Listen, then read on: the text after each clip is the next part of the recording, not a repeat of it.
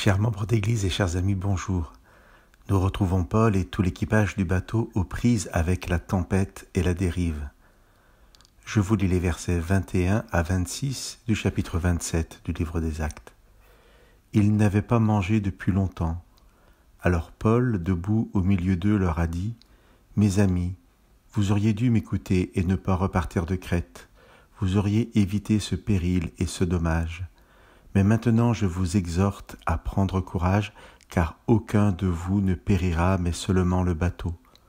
En effet, un ange de Dieu auquel j'appartiens et à qui je rends un culte s'est présenté à moi cette nuit et m'a dit : « N'aie pas peur, Paul, il faut que tu comparaisses devant César, et Dieu t'accorde la grâce de tous ceux qui naviguent avec toi.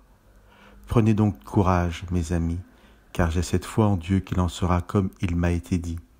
Nous devons échouer sur une certaine île. » Nous avions noté dans l'émission 135 comment la parole de Paul, qui avertissait des dangers à venir, n'avait pas été prise au sérieux.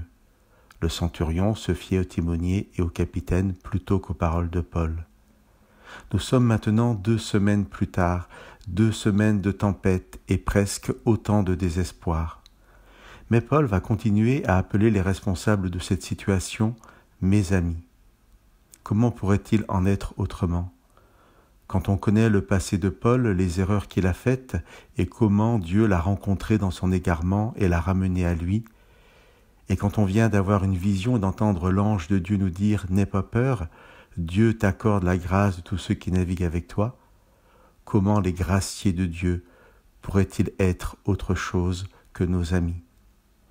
Dieu t'accorde la grâce de tous ceux qui naviguent avec toi. Dieu peut-il nous dire cela à nous aujourd'hui ? À quelles conditions ? Paul précise à l'équipage « le Dieu auquel j'appartiens et à qui je rends un culte ». Chers amis, c'est là un point sensible. Nous partagions dans l'émission 136 la réalité de la tempête qui atteint chacun, croyant ou pas, et cette fameuse question « pourquoi Dieu permet ces épreuves ?»